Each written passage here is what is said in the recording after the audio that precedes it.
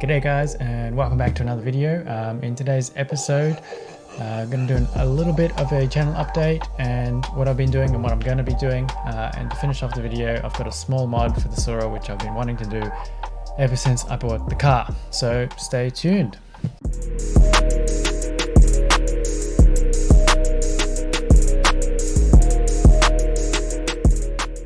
Okay, so as you just saw from that intro, and also you may have noticed the channel name as well, I've changed it. A Bean's Life was kind of a meme name and it was kind of funny, but Life of Bean, which the channel is now called Life of Bean, slightly different, it rolls off the tongue a bit better, and I think it just sounds nicer all around.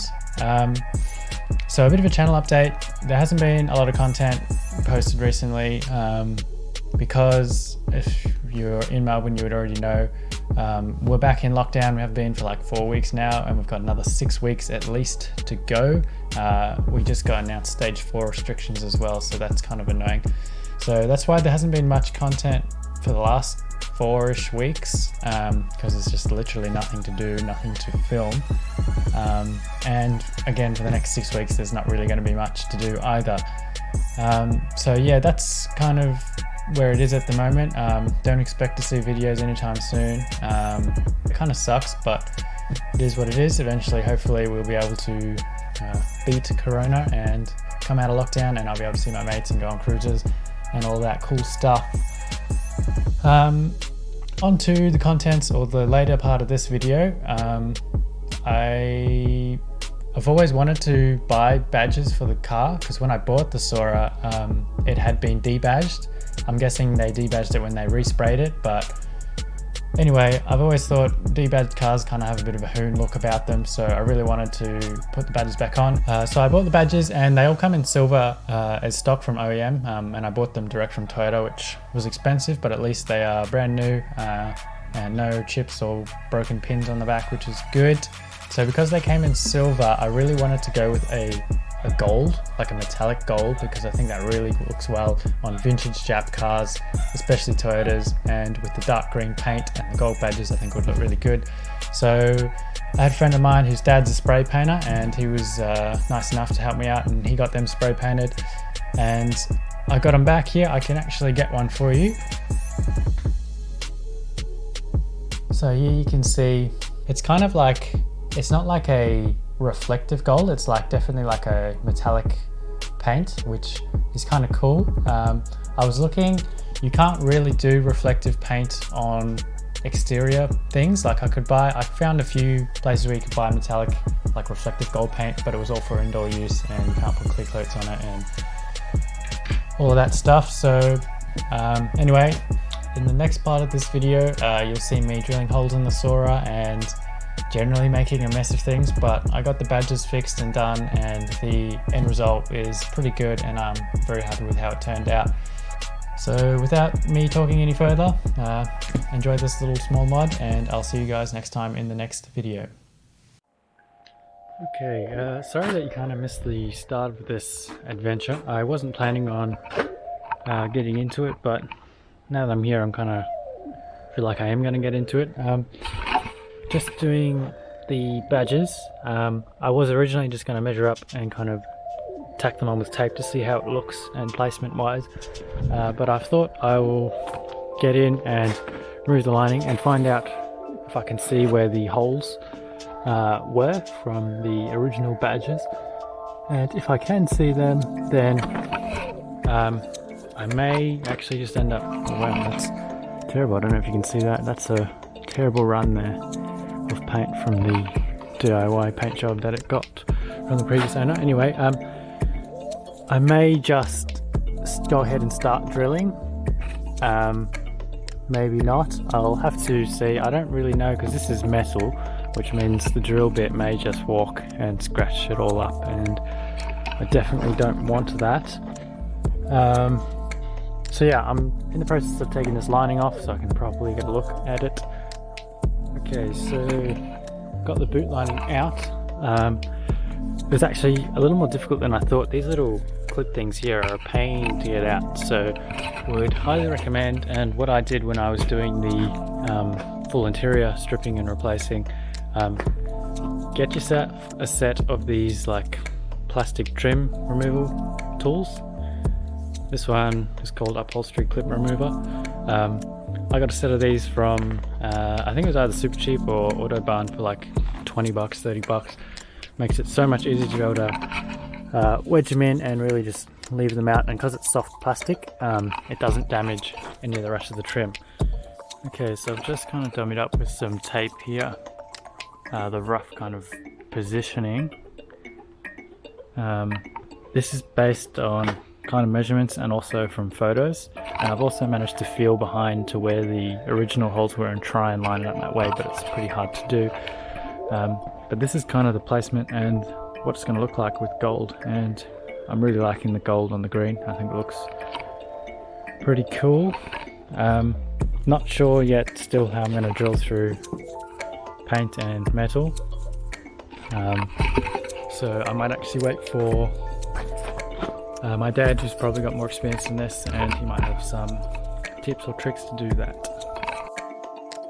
Okay, so I kind of have the problem where the paint on the boot has been finished so well after the respray that you can't actually see any of the bumps or holes where the original holes were, and because of this I don't even know what you call it, strengthening shroud maybe, whilst you can see the holes in there, you probably can't see on the camera.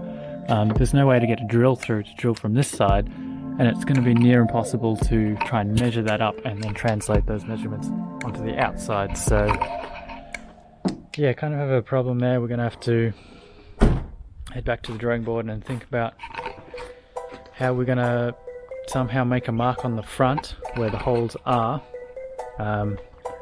without damaging paint as well, because if you damage paint outside where the badge is going, then you'll see it obviously. So that's it for today. Yeah, we're gonna have to think about how we're gonna mark the holes to drill through. Well, we're here today, it's another day. I'm wearing a new shirt. I'm with my dad here.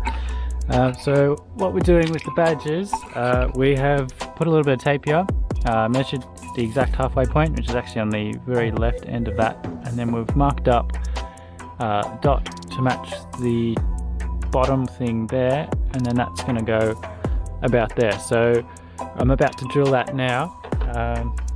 Going to use a hand drill just because it's slower and much easier to control what's going on. Okay, so that was actually quite difficult. So absolutely made a dog's ear of this first hole. For some reason this steel is literally like the thickest, hardest steel I've ever drilled through. It took so long to drill, and this first hole, you can see it walked quite a bit up to the first point there, which is why we've had to re-drill it further down, and it's just a mess. But now this little bit here has got paint on the adhesive, so just gonna see if I can find some Sikaflex and put some of that on, and then should be able to just press the first badge in straight away. Luckily the material of the badge covers that hole, so we won't see how messy that is. Unfortunately there is a scratch when the drill bit walked and slipped off, so that's kind of annoying, but it is what it is. Okay, so after far too long, we finally got the badge on. So it actually looks pretty good. You wouldn't be able to tell that we mucked up the holes so badly, but bit of effort getting it on. Used a bunch of tools, and we used a little bit of Sikaflex to stick one of the edges down as well. But that's the Toyota badge on. The word soarer badge is a project for another time. Okay, so we're back. It's been ages since I did the first badge, almost like 2 weeks. Victoria is in stage 4 lockdown, so no one's going anywhere at the moment. I'm trying a different method to do this other badge here, this one, because the first one we tried to like line the holes up with like a marker directly on the car, and it just wasn't really good enough. So what I'm gonna try and do is do it on a separate piece of I guess this is just steel strapping. Line it up and drill it through here with a drill press. And that way, when we go to put this on the car, it's all lined up and all ready to go. So that's what I'm doing today.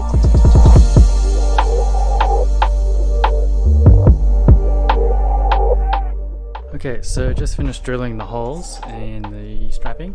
It was pretty easy. I drilled one hole first, and then I used a bit of PVA glue and dotted the bottom of the studs those studs, and then just dotted them onto the strapping to mark out where the holes were. Drilled those holes. They may be accurate to within about 1 millimeter. And so it should be fine to line them up and drill through, because those holes I drilled at 5 mils and the actual hole size is going to be about 5.3, 5.4 that I drill into the car. So that should be fine that they're out by a little bit. So yeah, that's what I'm going to get to now.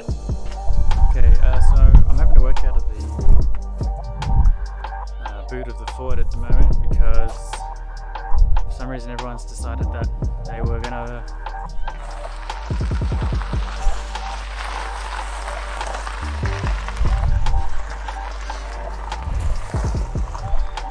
whatever, they were decided they were all going to wash their cars today, so I'm not allowed up there anyway. Okay, I couldn't have driven it up the back anyway, because the soarer is dead as a doorknob. No crank, can't even turn on a light bulb. I don't know if you'll be able to see this, but there's a little light in here that's green, which says it actually should be okay. But I'm going to do a quick battery test and see what it's at.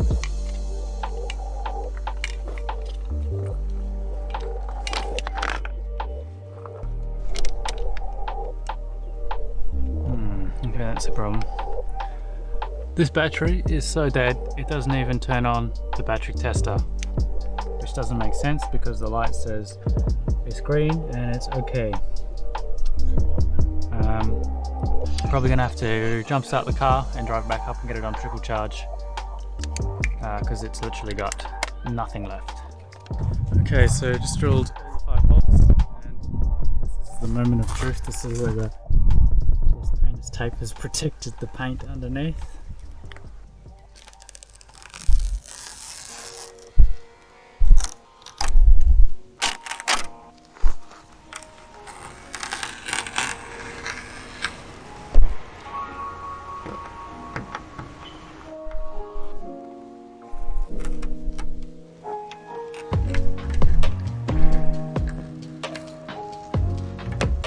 Satisfying, and it looks like it's done a pretty good job. This is like some ASMR level.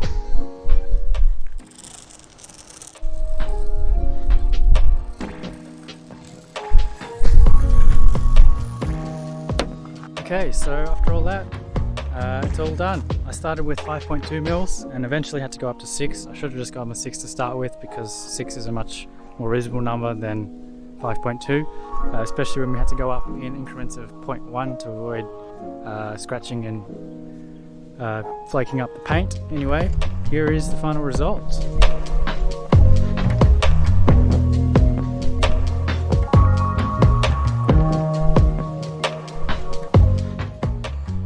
Anyway, that's a wrap for today's video. Hope you enjoyed watching it. Long time coming. Do these badges, took a couple of weeks from start to finish to get it done, and a few months waiting for them to get painted as well. Hope you guys enjoyed it, and I'll see you guys next time.